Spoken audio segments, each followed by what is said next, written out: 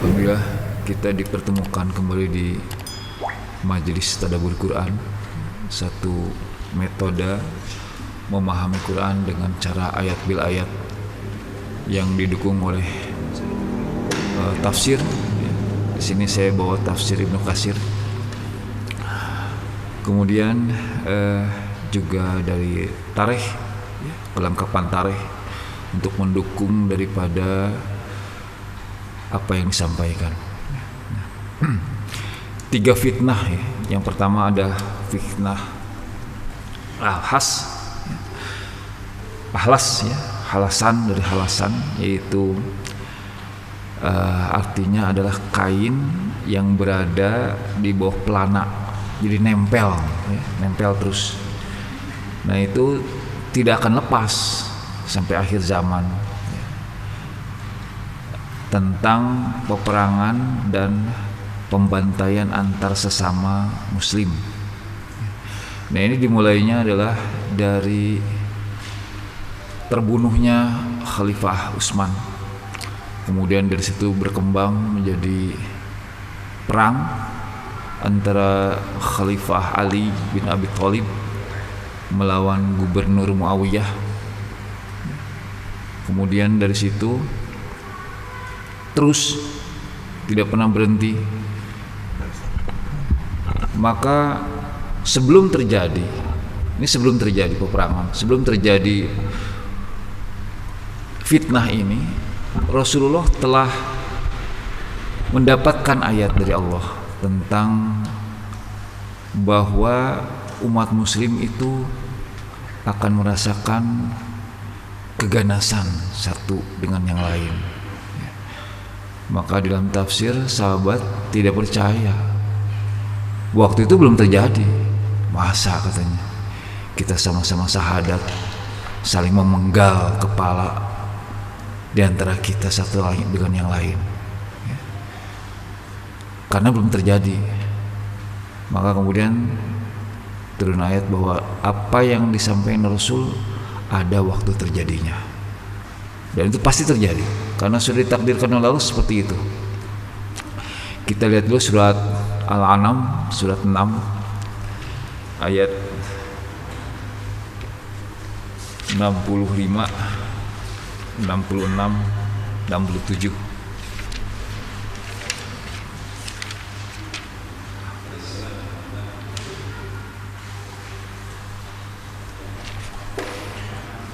Surat Al-An'am surat ke-6 ayat 65 sampai 67.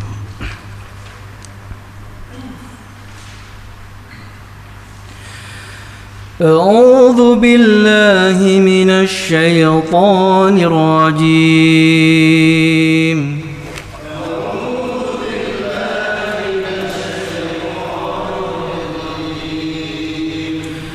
بسم الله الرحمن الرحيم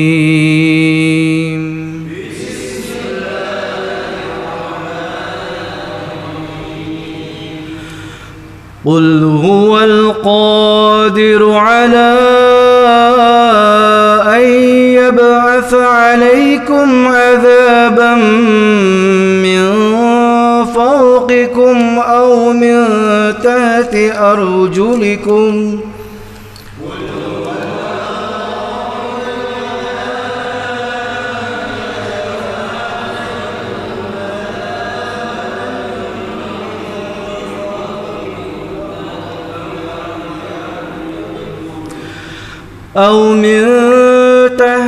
أرجلكم أو يلبسكم شيعا ويذيق بعضكم بأس بعض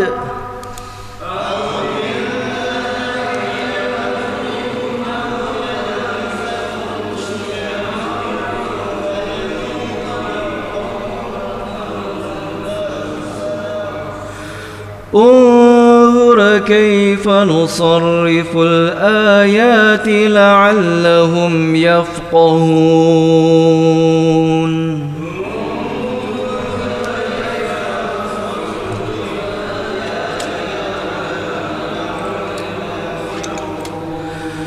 وكذب به قومك وهو الحق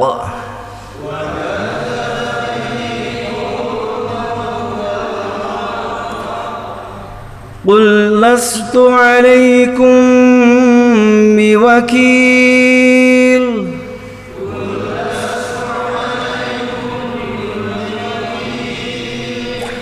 لكل نبأ مستقر وسوف تعلمون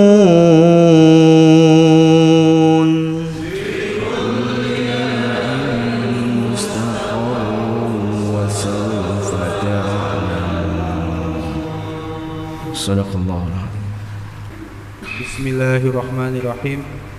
Katakanlah Muhammad, dialah yang berkuasa mengirimkan ajab kepadamu dari atas atau dari bawah kakimu, atau dia mencampurkan kamu dalam golongan-golongan yang saling bertentangan dan merasakan kepada sebagian kamu keganasan sebagian yang lain. Perhatikanlah bagaimana kami menjelaskan berulang-ulang tanda-tanda kekuasaan kami agar mereka memahaminya. Dan kaummu mendustakannya ajab, padahal ajab itu benar adanya. Katakanlah Muhammad, aku ini bukanlah penanggung jawab kamu. Setiap berita yang dibawa oleh Rasul ada waktu terjadinya, dan kelak kamu akan mengetahui. Shadaqah. Saya bacakan di tafsir Ibnu Katsir. Sa'ad bin Abu Waqqas radhiyallahu anhu mengatakan, kami datang bersama Nabi sallallahu alaihi wasallam melalui masjid Bani Muawiyah. Maka Nabi sallallahu alaihi wasallam masuk ke dalam salat 2 rakaat. Kami pun ikut salat. Kemudian bermunajat kepada Allah Azza wa Jalla lama sekali. Kemudian beliau bersabda, aku telah minta 3 macam. Aku minta supaya tidak membinasakan umatku dengan air atau tenggelam, maka diterimanya. Dan aku minta supaya tidak membinasakan umatku dengan kekurangan makanan, laib, maka diterimanya.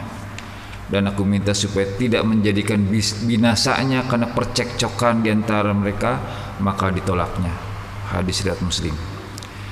Jabir bin Atik mengatakan, pada suatu hari datang ke daerah kami, daerah Bani Muawiyah, Abdullah bin Umar radhiyallahu anhu, lalu ia berkata kepadaku, apakah Anda mengetahui di manakah Rasulullah SAW sholat di masjidmu? Lalu ku jawab, ya. Kemudian saya menunjuk ke satu sudut. Apakah Anda juga mengetahui 3 macam doa Nabi SAW waktu itu? Tanyanya pula. Ku jawab, ya. Maka ia bertanya, apakah semua itu? Ku jawab, dia berdoa semoga Allah tidak membinasakan umatnya dengan kekuasaan musuh mereka. Kedua, dia berdoa semoga umatnya tidak dibinasakan dengan laib atau kekurangan makanan, maka dikabulkan. Ketiga, berdoa supaya umatnya tidak binasa karena pertengkaran di antara mereka, maka ditolak. Ibnu Umar berkata, Anda benar, maka akan tetap terus-menerus adanya pertengkaran dan pembunuhan hingga hari kiamat. Hadis riwayat Ahmad. Nah, jadi tidak heran ribuan tahun di antara kaum muslim sendiri terjadi peperangan, saling membunuh di antara mereka sendiri. Yang waktu turunnya ayat ini, sahabat tidak percaya.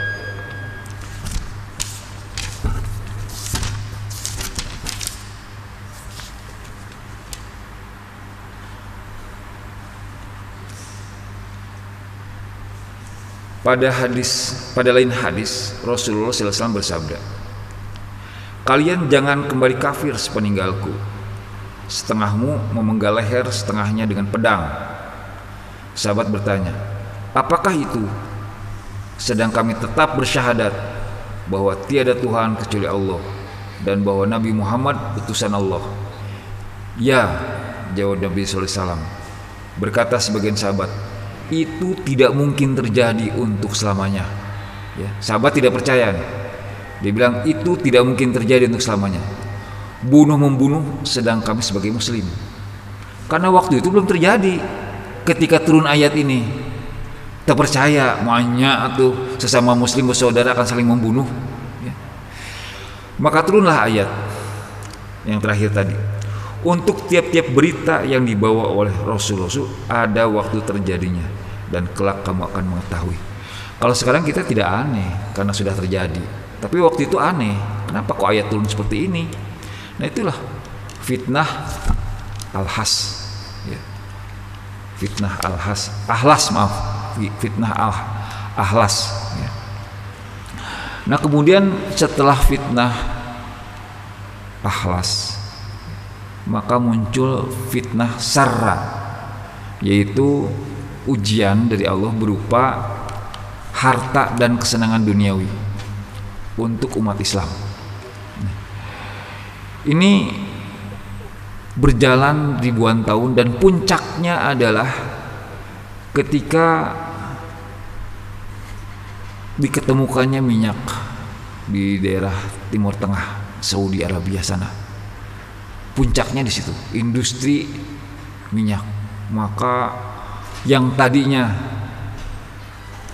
negara itu miskin kemudian menjadi kaya raya dan kemudian mengerjakan apa yang telah disabdakan Rasulullah, yaitu tanda akhir zaman adalah dengan mendirikan bangunan-bangunan yang tinggi. Jadi yang mendirikan bangunan yang tinggi itu bukan kafir. Kalau kafir itu aneh. Ini mau muslim, tapi dia mendirikan bangunan yang tinggi. Sepertinya manusia itu didorong untuk melakukan apa yang telah disabdakan Rasulullah tentang akhir zaman.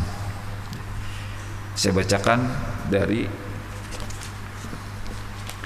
Ensiklopedia Akhir Zaman Dr. Muhammad Ahmad Al-Mubayyad,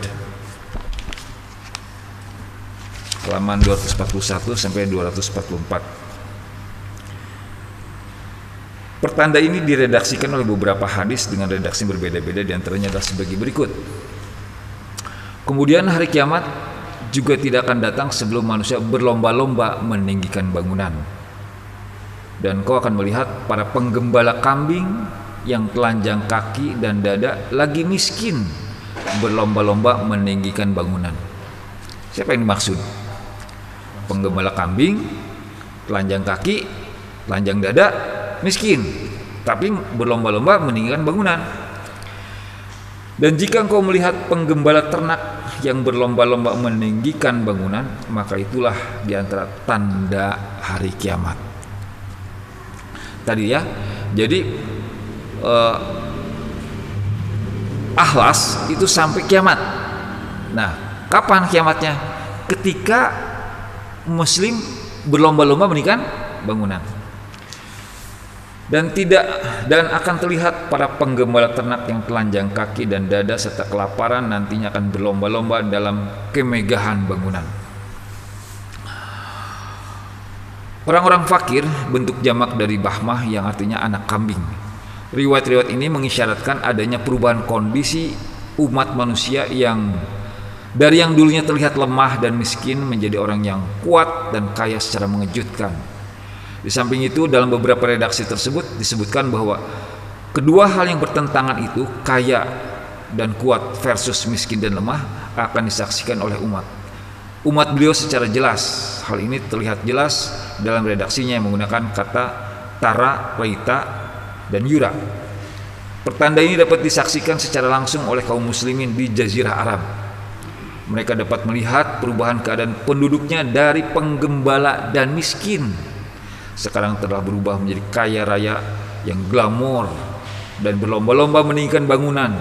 Yang demikian itu setelah ditemukan minyak bumi yang menjadikan kaya raya bagi penduduknya. Itu ya. Jadi fitnah yang pertama, sampai kapan terjadi pembunuhan saling diantara muslim ya, sampai akhir zaman. Yang akhir zaman itu ditandai dengan berlomba-lombanya meninggikan bangunan. Kalau bangunan yang tinggi yang didirikan oleh kafir sudah banyak dari dulu ya. Dari tahun ya 40-an 50-an saja di daerah barat sudah meninggikan bangunan ya. Tapi di daerah Jazirah Arab kan baru-baru ini saja. Ya. Ini mungkin bapak-bapak sudah pernah lihat ya foto ini. Ada Burj Khalifa yang paling tinggi. Katanya ada yang lagi baru sekarang. Jeddah. Masya Allah. Ini saja tingginya sudah 829 meter. Burj Khalifa. Yang baru lebih tinggi lagi, 1 kilo. Padahal hadisnya sudah ada. Coba, hadisnya sudah ada. Bahkan ini lebih tinggi pada bangunan kafir. Kemudian yang banyak kita lihat malah di Mekah ya, Zamzam Tower yang ada jamnya itu ya, kayak Big Ben, itu tingginya adalah 601 meter.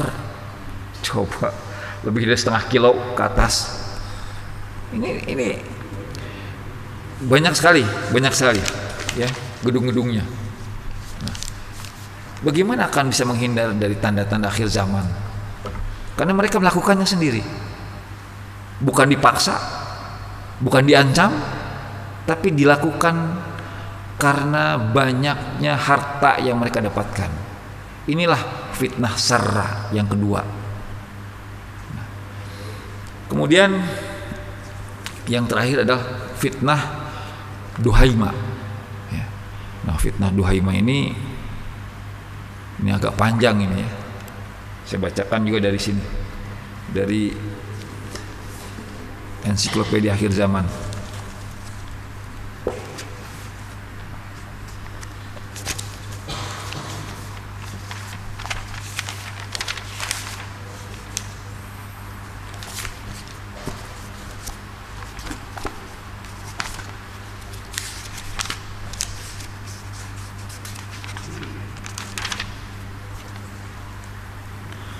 Fitnah duhaima, halaman 838.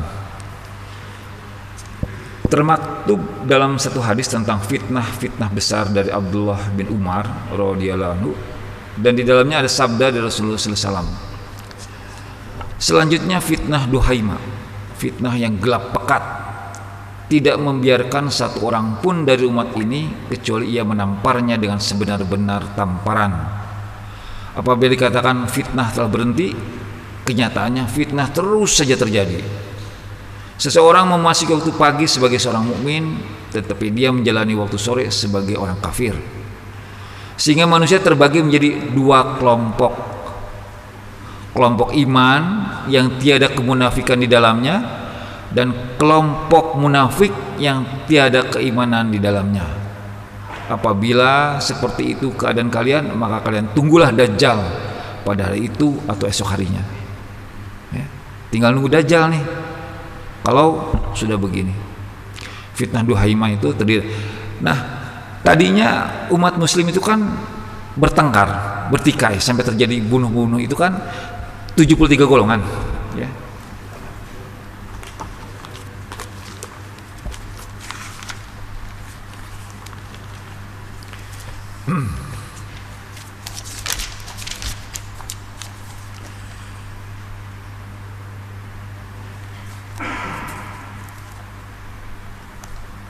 Adanya Ibnu Mas'ud ketika di masjid menjerit di atas mimbar sambil berkata, "Ingatlah hai manusia, sungguh telah tiba padamu apa yang difirmankan Allah. Andaikan datang padamu siksa dari langit, pasti kalian musnah, yang berupa gempa, longsor bumi, yang juga kalian akan binasa, dan tidak akan tertinggal seorang pun. Ingatlah, kini tiba yang terbesar dari ketiga siksa itu." Ada juga yang mengartikan dari atas, dari pemerintah, dan dari bawah, dari budak dan buruh. Karena itu ada hadis yang menyebut akan terpecah belah umatku dalam 73 golongan kelompok, semua dalam neraka kecuali satu yang berada dalam surga, yaitu yang benar-benar mengikuti sunat Rasul. Nah, 73 golongan ini ribuan tahun sampai akhir zaman, tadi kata Ibnu Umar. Kapan akhir zaman?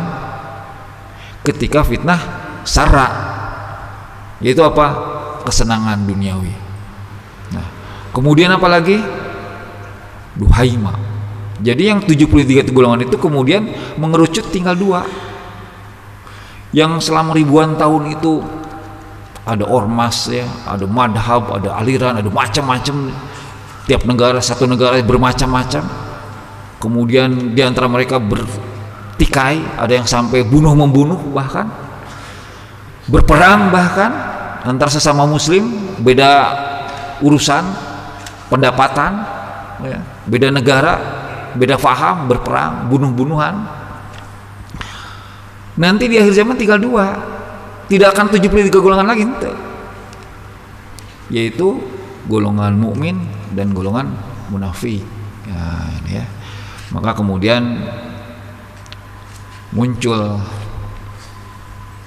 postingan-postingan, ya, yaitu jangan mudah menghukumi orang dengan munafik, katanya gitu kan. Munafik itu tidak diketahui, katanya gitu. Yang tahu cuman Allah, yang lain mah tidak tahu. Ah, itu ya. Kemudian yang suka menghukumi munafik atau kafir itu sesama muslim itulah khawarij, ya. Dia mudah sekali mengkafirkan muslim, takfiri. Betul memang kalau khawarij begitu. Hanya khawarij itu tidak pernah ada muncul dan berkembang di negara yang bukan bersyariah Islam. Itu dulu yang dipegang, ya.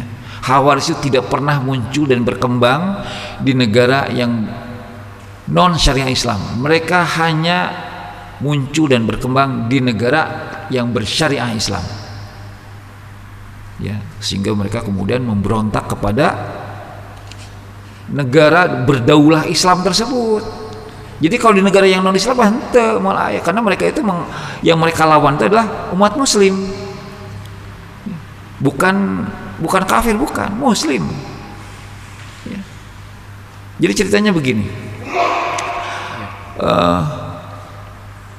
yang namanya Khawarij itu asal muasalnya adalah Zulkhuwaisirah, ya, namanya Zulkhuwaisirah. Dia itu yang memprotes pembagian harta rampasan Rasulullah yang sebagian besar diberikan kepada tentara yang berasal dari Mekah, padahal mereka baru masuk Islam dibandingkan dengan tentara Madinah yang sudah berkali-kali berjihad bersama Rasulullah.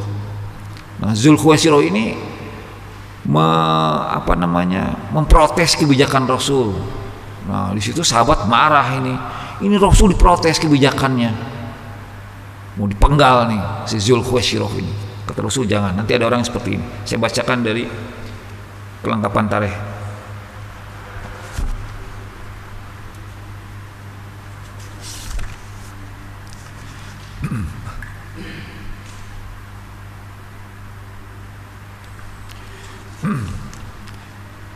Setelah Nabi SAW menyelesaikan urusan harta rampasan perang sebagaimana tersebut dalam pembahasan terdahulu, ketika itu ada seorang laki-laki dari golongan munafikin yang berkata kurang baik terhadap Rasulullah. Ini ada dua, ya, ada munafik, ada Khawarij.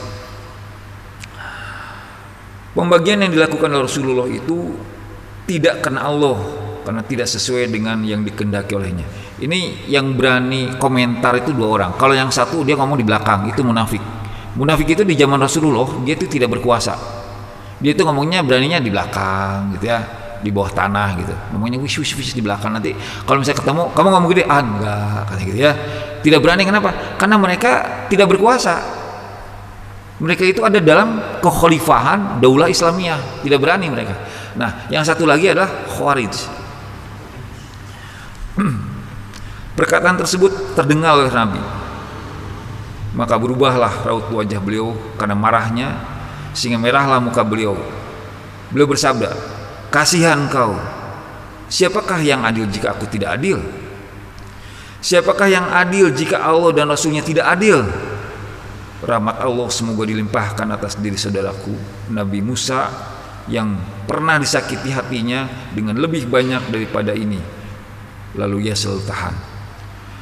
Kemarahan Nabi SAW waktu itu terlihat sekali sehingga Umar ibn Khattab dan Khalid bin Walid memohon kepada Rasulullah agar diperkenankan memenggal leher orang tersebut.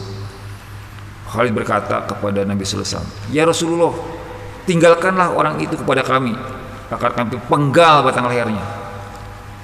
Mendengar permohonan dari Khalid bin Walid ini, lalu beliau bersabda, jangan, barangkali ia adalah orang yang mengerjakan sholat. Ya Rasulullah, berapa banyak orang yang mengerjakan sholat? ia mengucapkan dengan lisannya apa yang tidak di dalam hatinya. Jadi orang-orang di zaman Rasulullah terhadap munafik, mereka faham. Orang munafik itu sholat, syahadat, puasa, zakat, haji, tapi munafik hatinya. Ya. Nah di sini mesti jelas. Jadi gini, munafik itu kan jika berbicara dusta, jika berjanji diingkari, jika diberi amanah hianat, itu kan, ya.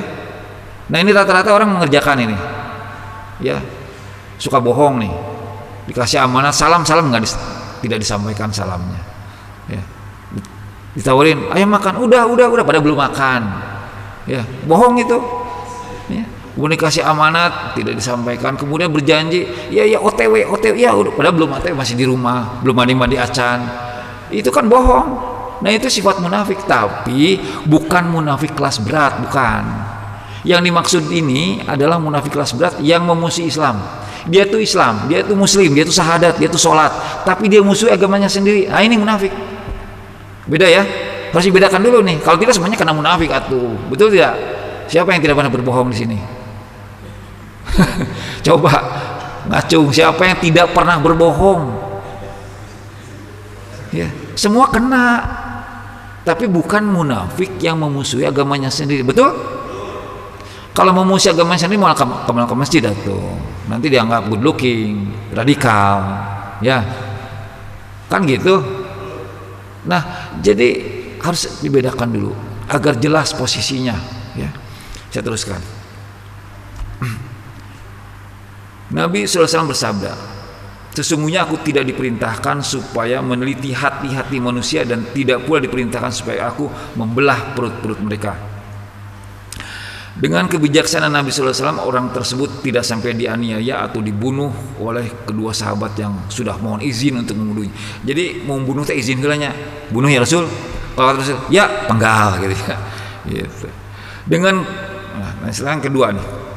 Kedua, sesudah peristiwa tersebut terjadi, datanglah seorang laki-laki yang cekung kedua matanya. Berarti tandanya dia itu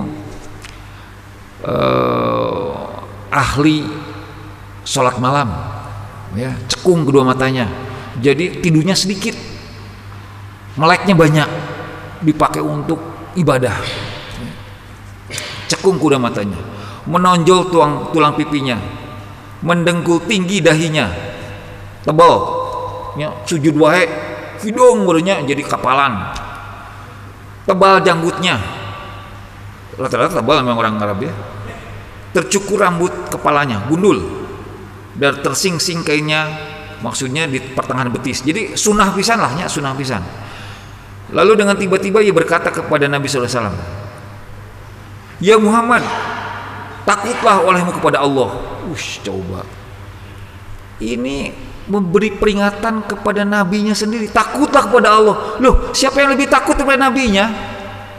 Siapa yang lebih disayangi oleh Allah daripada nabinya? Bahkan dari seluruh nabi yang paling disayang adalah Rasulullah SAW. Ini berani-beraninya ini. Mendengar perkataan yang demikian itu, Nabi SAW bersabda, celaka kamu. Bukankah aku ini penduduk muka bumi yang lebih berhak takut kepada Allah? Menurut riwayat lain, orang itu berkata kepada Nabi, ya Muhammad, aku telah melihat apa yang telah kau perbuat pada hari ini. Nabi SAW bertanya, baik, bagaimanakah yang kamu lihat? Ia berkata, aku tidak melihat keadilan kau. Wah, langsung disalahkan nabinya sendiri, tak adil cenah gitunya. Ini Khawarij nih. Mendengar perkataannya yang demikian itu, Nabi SAW bersabda, kasihan kamu, apabila keadilan tidak ada padaku, pada siapa adanya? Nabi SAW bersabda demikian dengan wajah yang merah karena marah. Mendengar dan melihat peristiwa demikian itu, Umar ibn Khattab radhiyallahu anhu lalu berkata kepada Nabi SAW, ya Rasulullah, tidakkah aku membunuhnya saja?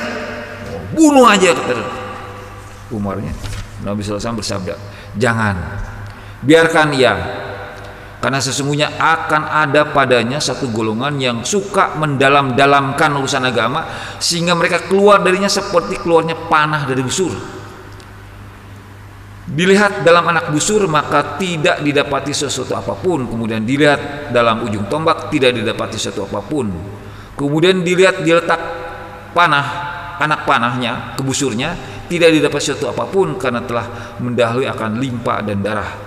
Demikianlah riwayat dua peristiwa pengacauan yang ditunjukkan kepada Nabi SAW dikala itu sepanjang catatan sejarah yang tersimpan dalam kitab-kitab tarikh. Nah, ini takfiri model Khawarij, ya. Dia kemudian kelompok ini muncul dari pasukan Ali ketika berperang melawan Muawiyah.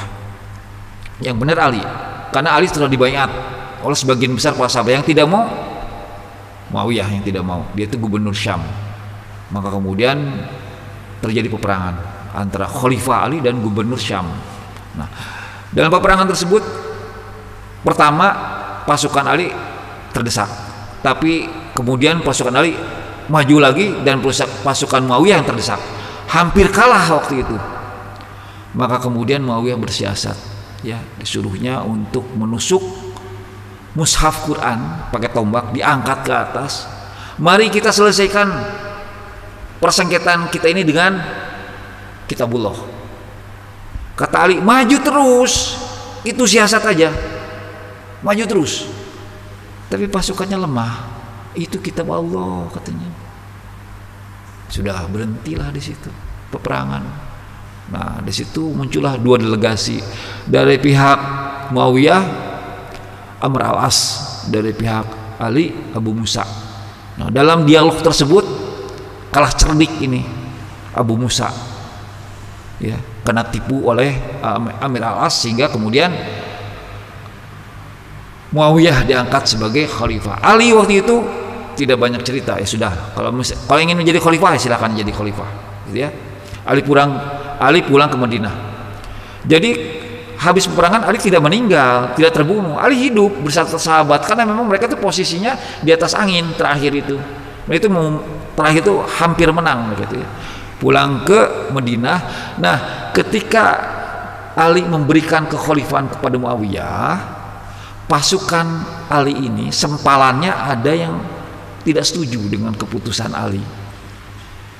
Maka disitulah munculnya Khawarij, kelompok Khawarij jilid 2. Kalau tadi kan baru satu orang, Zulkhuwaisirah. Nah, ini kelompoknya nih, kelompoknya mengkafirkan Muawiyah karena dia telah memberontak kepada Ali, mengkafirkan Ali karena memberikan kekhalifahan kepada Muawiyah, gitu. Dua-duanya disalahkan.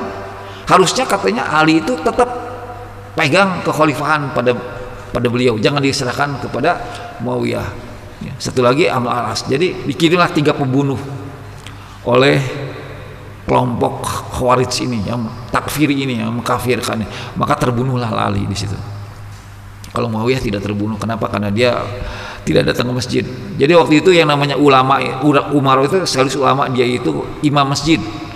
Subuh itu dia di masjid jadi imam. Nah, Ali datang dibunuh. Ya, nah, inilah takfiri model Khawarij. Ya, nah, takfiri versi Allah lain lagi. Allah yang mengkafirkan Muslim. Ini syahadat ini, ya, Muslim dia itu. Ada yang bilang sudah beriman. Jadi ada yang sudah Muslim, sudah syahadat, sudah sholat, puasa, zakat, haji, ya. Ada lagi yang sudah iman kepada Allah, kepada malaikat, kepada kitab, kepada rasul, kepada kiamat, qadar, ya. Nah, dua ini kata Allah mereka kafir sesudah Islam. Satu lagi kafir sesudah iman. Siapa itu? Munafik. Ya. Munafik itu terbagi. Ada munafik yang tidak berilmu, ya, dia Islam, atau munafik yang berilmu, itu yang beriman, dia ahli kitab, tapi dia munafik. Dia itu memusuhi agamanya sendiri. Nah, ini takfiri versi Allah. Surat 9 ayat 74.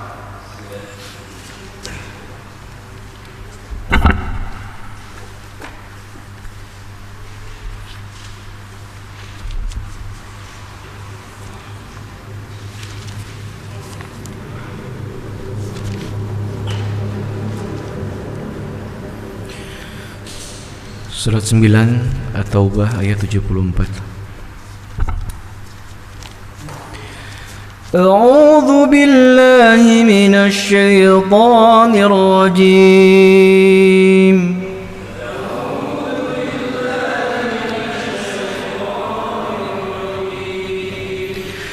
يحلفون بالله ما قالوا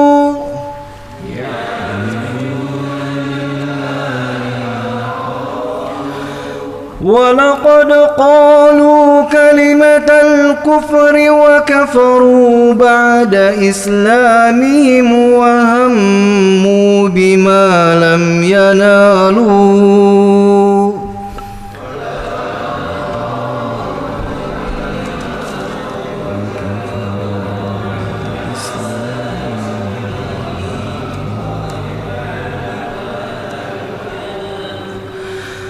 وما نقموا إلا أن أغناهم الله ورسوله من فضله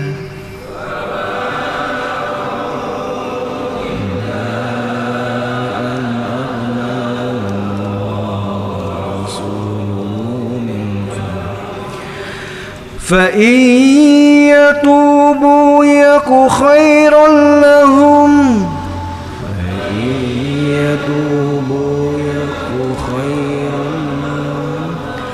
وإن يتولوا يعذبهم الله عذابا أليما في الدنيا والآخرة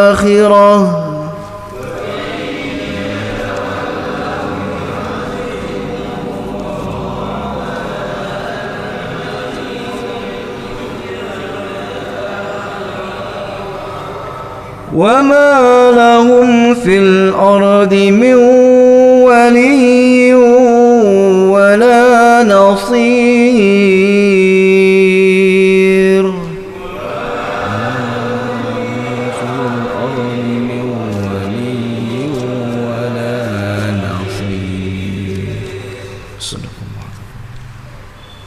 Minasyaitonirrajim. Mereka orang munafik bersumpah dengan nama Allah bahwa mereka tidak mengatakan sesuatu yang menyakiti Muhammad. Sungguh mereka telah mengucapkan perkataan kekafiran dan telah menjadi kafir setelah Islam dan menginginkan apa yang mereka tidak dapat mencapainya, dan mereka tidak mencela Allah dan Rasulnya. Sekiranya Allah dan Rasulnya telah melimpahkan karunia-Nya kepada mereka, maka jika mereka bertobat, itu adalah lebih baik bagi mereka. Dan jika mereka berpaling, niscaya Allah akan mengazab mereka dengan azab yang pedih di dunia dan akhirat, dan mereka tidak mempunyai pelindung dan tidak pula penolong di bumi. Shadaqallahul azim. Sini tadi mereka telah menjadi kafir sesudah Islam. Takfiri, ya. Mengkafirkan Islam. Siapa? Allah. Kemudian ada lagi mereka kafir sesudah iman. Iman itu kan diucapkan dengan lisan, diyakini dengan hati, dikerjakan dengan amal. Terhadap apa? Kita sudah pernah bahas ya. Kitab, terhadap kitab Quran, ya, juga yang terikat, yang terkait dengannya, hadis, tafsir segala macam. Dia posisinya adalah orang yang lebih tinggi daripada Islam, iman itu. Dia paham Quran, dia mungkin baca Quran, dia juga ngajar Quran, tapi dia munafik, dia memusuhi agamanya sendiri. Ongkoh dia itu baca Quran, dia itu paham Quran, dia mengajarkan Quran, tapi dia musuhi agamanya sendiri, dia jelek-jelekkan agamanya sendiri, dia olok-olok agamanya sendiri, dihina-hinanya agama sendiri. Nah, ini kafir setelah iman. Surat 9 ayat 66. Surat 9 ayat 66.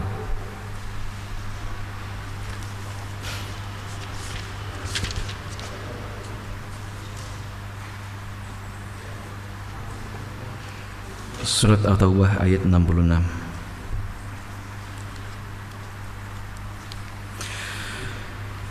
أعوذ بالله من الشيطان الرجيم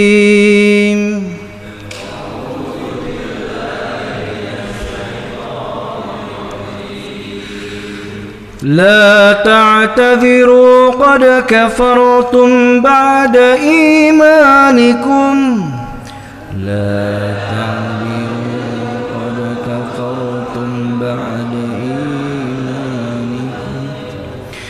إن نعف عن طائفة منكم نعذب طائفة بأنهم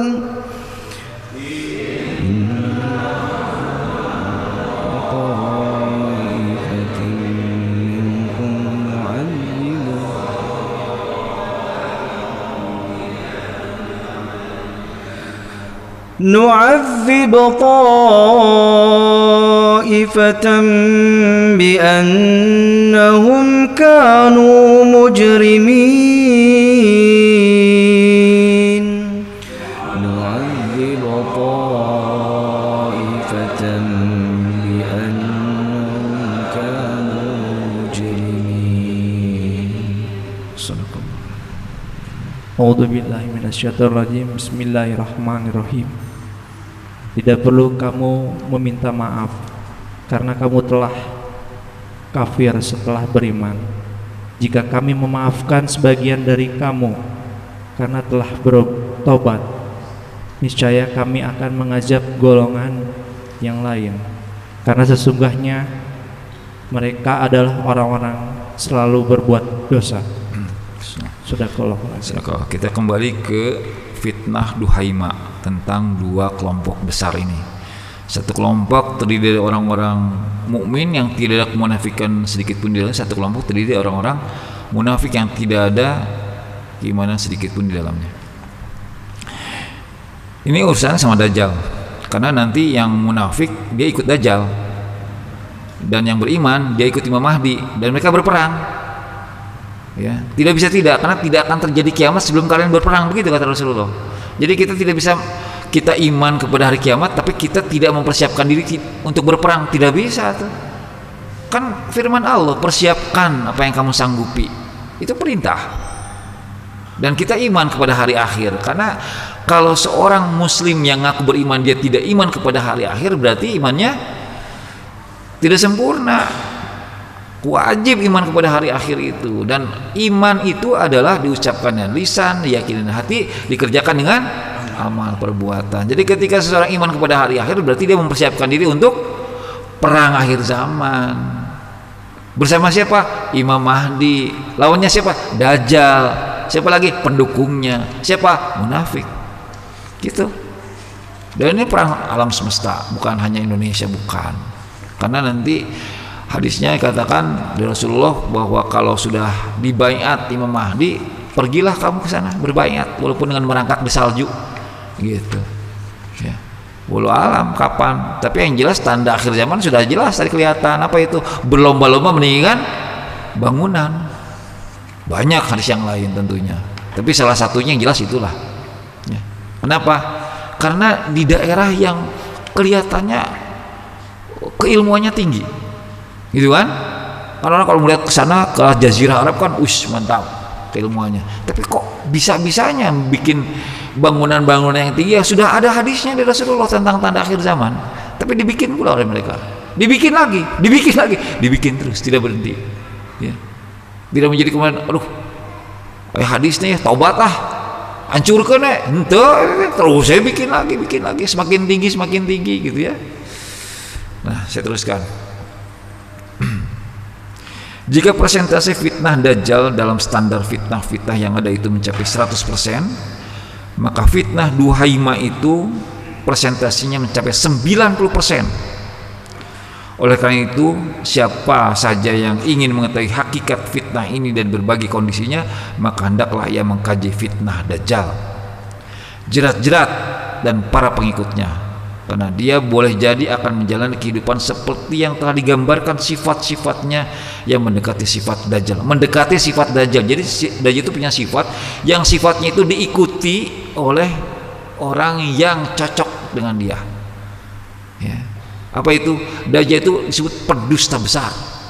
Pokoknya mah pendusta yang paling top itu Dajjal, paling top. Nah, orang yang mengikutinya berarti tukang dusta. Dari Samurah bin Jundab dari Rasulullah SAW pada khutbah beliau sesudah sholat gerhana matahari, ada sabda beliau, dan sungguh demi Allah, hari kiamat tidak akan terjadi sampai munculnya 30 tukang dusta. Yang paling akhir dari mereka itu si buta sebelah Dajjal, terhapus mata kirinya.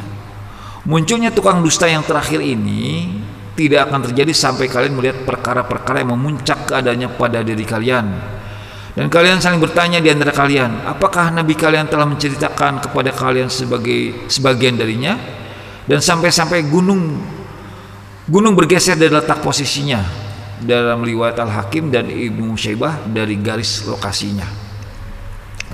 Ini panjang sekali ceritanya tentang fitnah Duhaimah. Saya ambil sedikit-sedikit aja.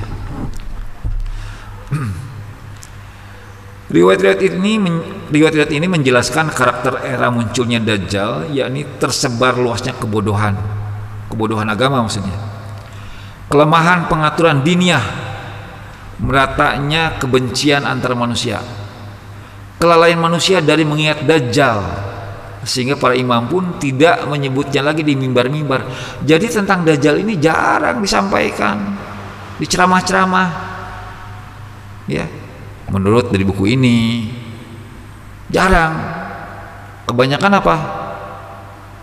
Amar ma'ruf, ya, akhlak bagus-bagus, hanya Dajjalnya tidak disentuh. Jadi orang tidak bersiap-siap menghadapi akhir zaman, yang akhir zaman tersebut sudah terlihat tanda-tandanya sangat jelas. Saya teruskan. Dengan kata lain, zaman keluarnya Dajjal adalah era yang suasananya telah didominasi oleh kelalaian dan kebodohan yang tercampuri perpecahan dan kebencian antar manusia.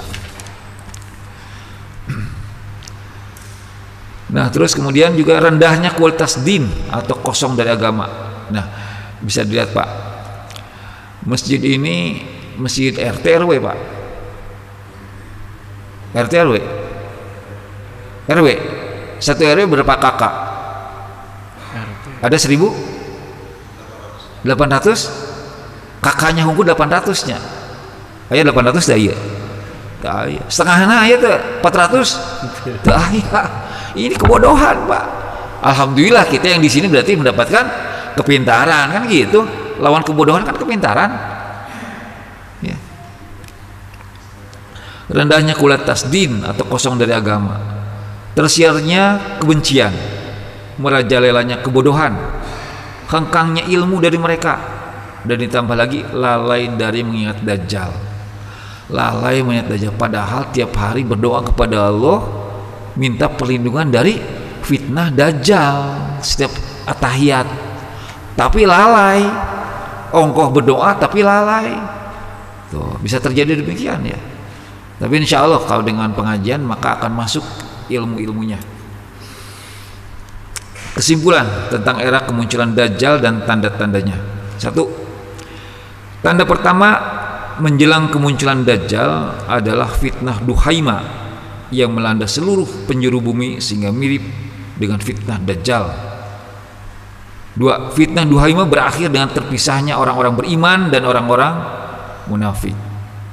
Orang-orang beriman berjalan dengan tambahan energi robbani untuk menegakkan daulah Islamiyah kedua.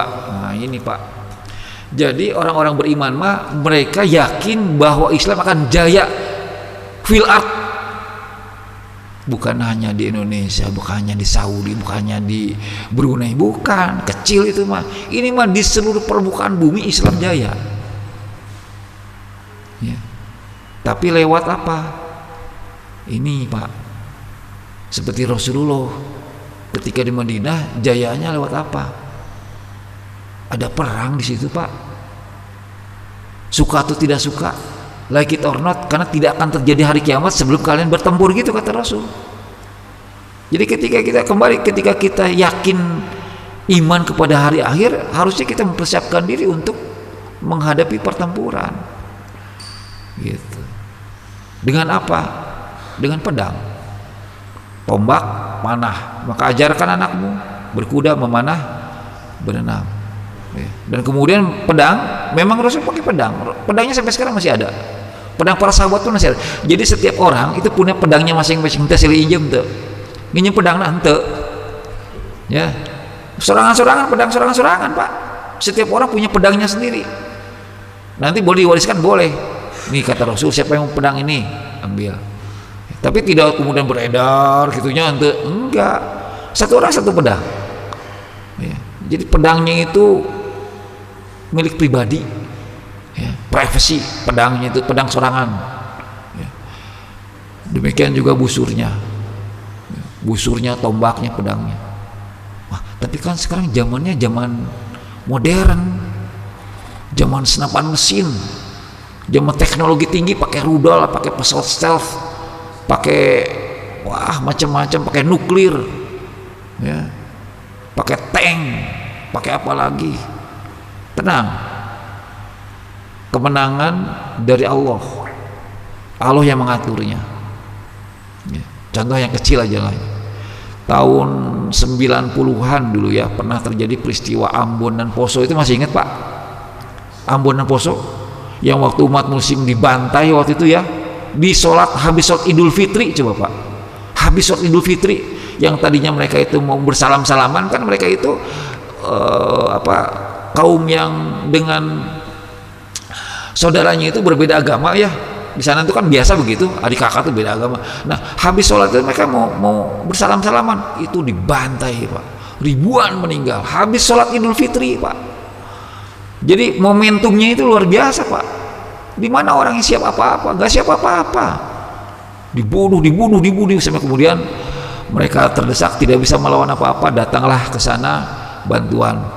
Ya, ada Ja'far Umar Tholib, ada Habib Rizik waktu itu ya, ada front dulu tuh laskar apa namanya, laskar jihad ya ke sana. Belum ada FPI ya maksudnya dulu mah, laskar jihad namanya begitu. Pergi mereka itu bawa apa Pak? Pedang Pak.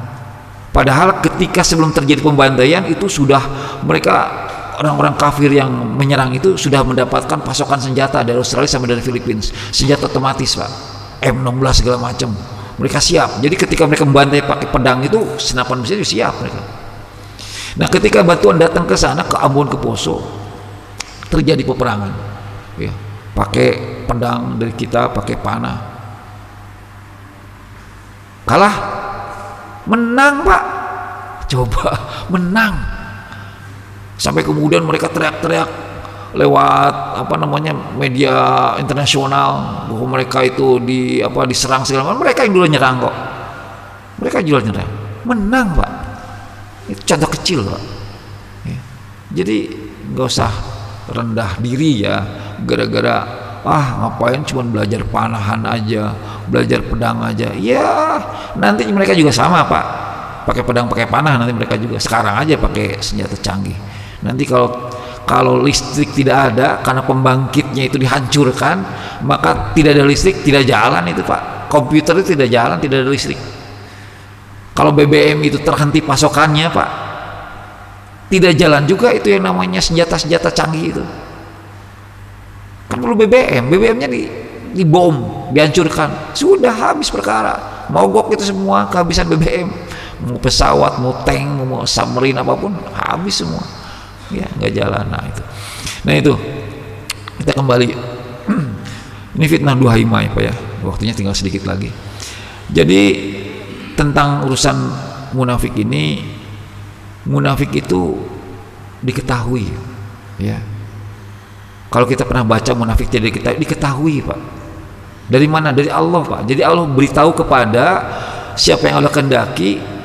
Ketika orang munafik itu berbicara, kelihatan Pak, dari ucapannya, dari kiasan perkataannya, dari nada bicaranya kelihatan, oh ini munafik ya. Bahkan Rasulullah pernah mengabsen munafik Pak dalam satu tabligh ya. Ketika Rasulullah ceramah, ini yang hadir banyak orang Pak, mukmin dan munafik hadir di situ.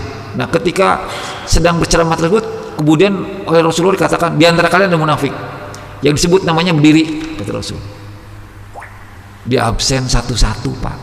Munafik suruh berdiri, 36 orang berdiri Pak. Di absen, fulan berdiri sampai 36 orang. Ya, di absen namanya satu-satu Pak. Jadi tidak disembunyikan oleh Rasulullah.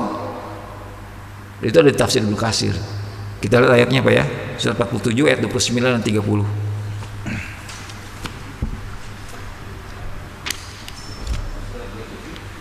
Surat 47 ayat 29 dan 30.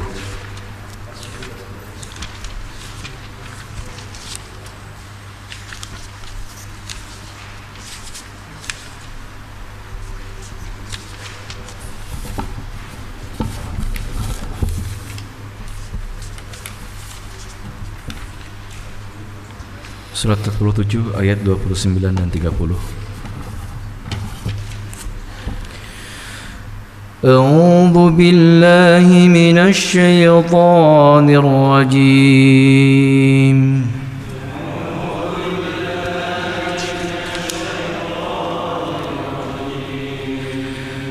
أم حسب الذين في قلوبهم مرض أن لن يخرج الله أضغانهم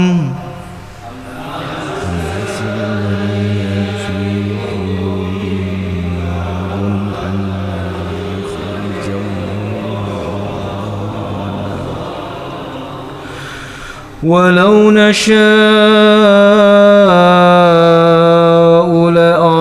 لأريناكهم فلعرفتهم بسيماهم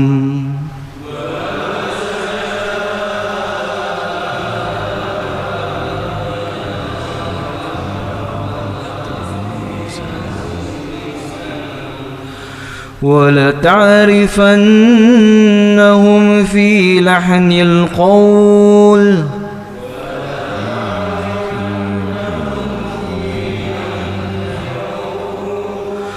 والله يعلم أعمالكم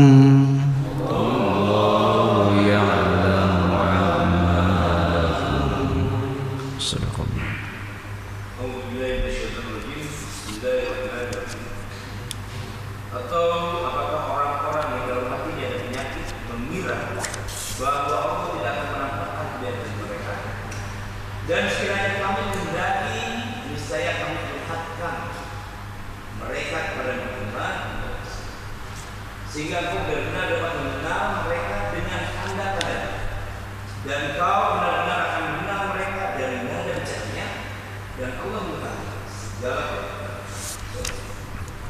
Ya. Tafsirnya Pak. Dan Allah telah menurunkan di dalam surat At-Taubah atau Baroah.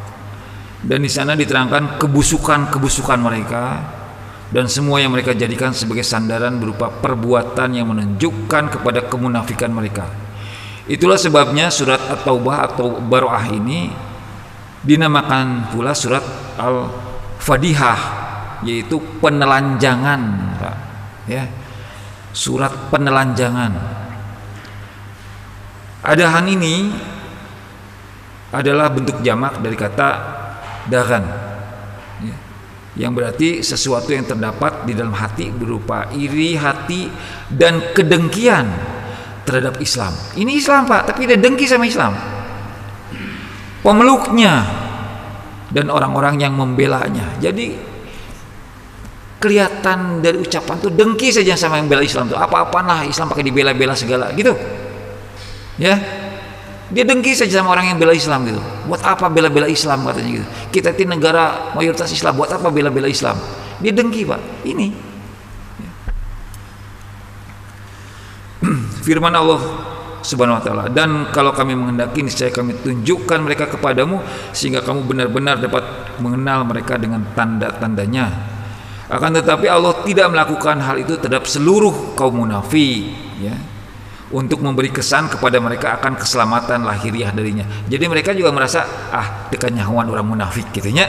Dia juga merasa begitu. Sekaligus untuk menolak anggapan mereka bahwa rahasianya tidak diketahui orang lain. Dan kamu benar-benar akan mengenal mereka dari kiasan-kiasan perkataan mereka yaitu pada apa yang nampak dari ucapan-ucapan mereka yang menunjukkan terhadap maksud-maksud mereka. Seseorang dapat mengetahui dari kelompok manakah dia berasal melalui makna dan maksud omongan orang itu. Inilah yang dimaksud dengan kepleset omongan. Tanya banyak. Jadi ada orang yang kepleset omongan, jadi kenyahuan, temu munafik pentingannya gitu Pak.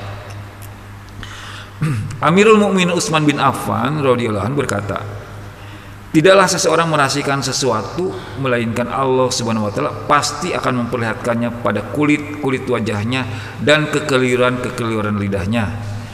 Di dalam beberapa buah hadis disebutkan satu persatu kelompok yang tergolong munafik.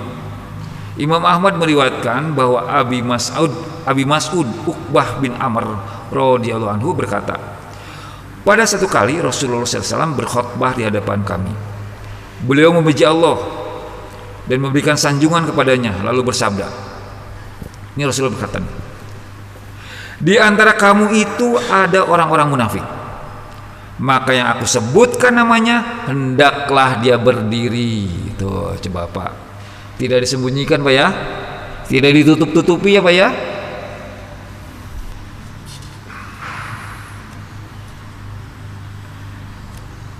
Kemudian Rasulullah SAW mengatakan, berdirilah hai fulan, berdirilah hai fulan, berdirilah hai fulan, hingga beliau menyebutkan 36 nama Pak, bukan 1-2 orang Pak, 36 nama di hadapan majelis pengajian Pak.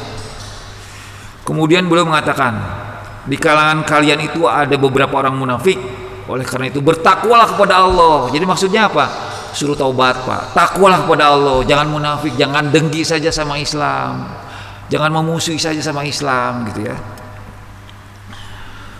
Umar kemudian berpapasan dengan seseorang yang telah disebutkan namanya itu sambil menutup wajahnya. Jadi orang itu pulang dari pengajian bersama Rasulullah yang sudah disebutkan namanya tadi, kemudian ketemu sama Umar. Umar itu kenal sama orang ini. Nah dia berpapasan ditutup mukanya. Umar heran, kenapa ditutup wajahnya, kan kenal Umar ya. Sedangkan Umar telah mengenalnya. Keheranan Umar pun mendorongnya untuk bertanya, ada apa denganmu? Orang itu menceritakan kepada Umar apa yang telah disabdakan oleh Rasulullah. Tadi saya di absen, disuruh berdiri, orang munafik gitunya. Maka Umar berkata, menjauhlah kamu dariku sehari ini. Ini gitu ya. Kurang lebih begitulah. Ya, jadi waktu itu munafik mereka tidak berkuasa Pak. Mereka ada ya walaupun underground tetap ketahuan. Ya, apalagi kalau mereka berkuasa. Ya, lebih kelihatan. Nah, jadi jangan bela, tidak usah. Karena kita masih ingat ya. Sedikit lagi ya. Memang ini katanya 8:4. 9:4. Saya minta 3 menit. Boleh ya Pak ya? Boleh. Jadi kita masih ingat cerita Waliah ya. Waliah itu istrinya Nabi Lut ya. Pernah saya sampaikan kan? Istrinya Nabi Lut. Waliah itu istrinya Nabi Lut. Dia itu bukan pelaku LGBT, bukan. Dia itu istrinya seorang nabi dengan pendidikan seorang nabi dan pengawasan seorang nabi, Nabi Lut. Tapi ternyata dia ini gaulnya itu sama para pelaku LGBT. Jadi dia itu ada pro ke LGBT, ada simpati sama LGBT. Ya, maka ketika Nabi Lut kedatangan malaikat berupa laki-laki yang tampan ini, yang ganteng, yang sangat ganteng ini, nah dia ingat kepada teman-temannya para pelaku LGBT ini. Ya, dia bukan pelaku LGBT ini, tapi dia gaulnya di sana, dia pro-nya ke sana. Maka dia kasih tahu sama teman-temannya, di rumah ada tamu kararasep pisan, gerarantang pisan. Buru dulu langsungnya datang ke rumah. Pada ingin melihat, benar kasep. Gara-gara pro saja Pak, bukan pelaku Pak, pro saja itu sudah kena azab oleh Allah. Jadi jangan pro munafik. Sudah tahu kita sekarang munafik seperti apa. Jangan pro, jangan bela malah, jangan. Nanti bisa siga waliah gitunya. Jangan orang beriman itu kemudian membela munafik, itu jangan. Biarkan orang munafik, biar pekes orang munafik. Ya, mau masuk ke neraka, masuk aja neraka. Ya, kan dia sudah tahu akan kemana dia pergi. Surat 4 145 kan, asfala safilin. Itu di neraka yang paling bawah siapa? Orang munafik. Di atasnya apa? Kafir, musyrik, itu di atas dia. Neraka paling bawah untuk munafik. Munafik yang mana? Yang memusuhi agamanya sendiri, yang dengki kepada agamanya sendiri. Ada yang lebih bawah lagi? Ada. Lembahnya di neraka lebih jero deui. Sampai-sampai lembah ini saking panasnya, saking dahsyatnya, dia minta kepada Allah 400 kali sehari pelindungan karena dirinya memakan dirinya lagi. Saking dahsyatnya panasnya. Buat siapa ini? Bukan buat kafir, Pak. Bukan. Buat ulama su. Ya. Ini muslim nih, dia berilmu malah dengan keimanannya itu, dia berilmu dengan keislamannya itu, tapi malah dia masuk ke golongan yang memusuhi agamanya sendiri. Itu ada di neraka yang di lembahnya, namanya Zubul Husni. Ya. Jadi jangan main-main ini. Kita jangan pro-proan lah, udah aja lah. Kalau misalnya mau kelihatan munafik sudah bejaan masih pek mana gitunya. Gitu ya, silakan saja. Lakum dinukum waliyadin. Agamamu untukmu, agamaku untukku. Nah, itu kan buat kafir. Dan memang munafik bukan kafir gitu. Kata Allah kafir kok tadi. Allah mengatakan itu kafir. Masih ingat ya Pak ya? Surah 974. Dicatat Pak ya. Kata Allah kafir. Gitu ya. Terakhir, mohon maaf, satu ayat surat 4 ayat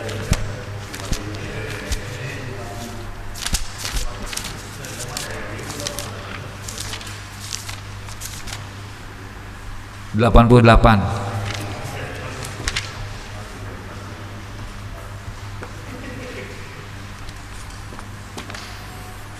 Surat 4, surat An-Nisa ayat 88. أعوذ بالله من الشيطان الرجيم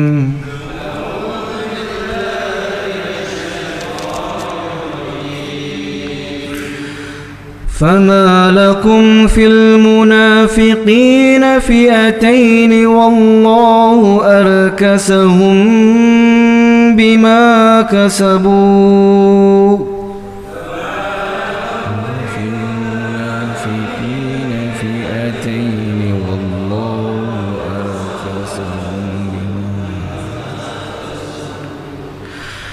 أتريدون أن تهدوا من أضل الله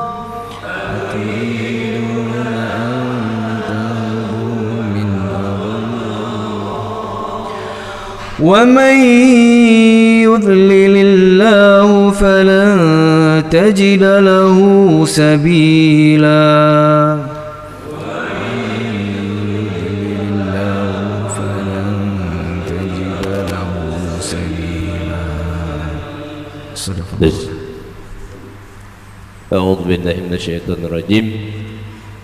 Maka mengapa kamu terpecah menjadi dua golongan dalam menghadapi orang-orang munafik, padahal Allah telah mengembalikan mereka kepada kekafiran disebabkan usaha mereka sendiri? Apakah kamu bermaksud memberi petunjuk kepada orang yang telah dibiarkan sesat oleh Allah? Barang siapa dibiarkan sesat oleh Allah, kamu tidak akan mendapatkan jalan untuk memberi petunjuk baginya. Sadaqallah. Alhamdulillah, kita cukupkan pengajian pada malam ini. Kita tutup dengan doa majelis menghapuskan dosa-dosa dan kalau ada kosong dirinya. Maaf, saya menambah waktu 8 menit ya. Subhana rabbika rabbil izzati amma yasifun, wassalamun alal mursalin, walhamdulillahi rabbil alamin.